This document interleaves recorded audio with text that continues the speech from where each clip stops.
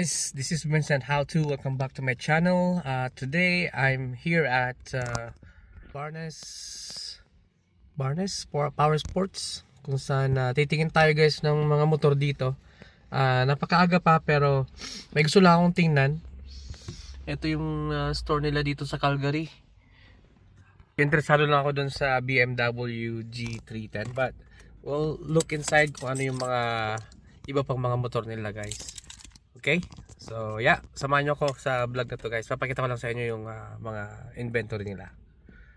Alright, nila guys, Ducati, Triumph, KTM, BMW, Motorrad. Dito yung G310 eh.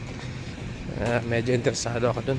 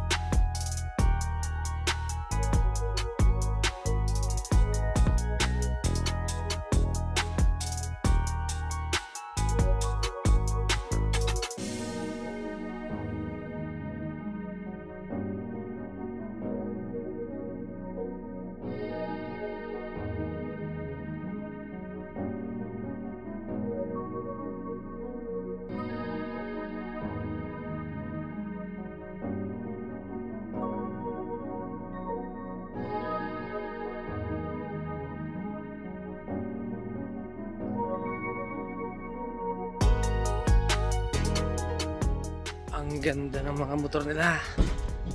Ang daming choices. Wow, tumatak sa akin yung R3.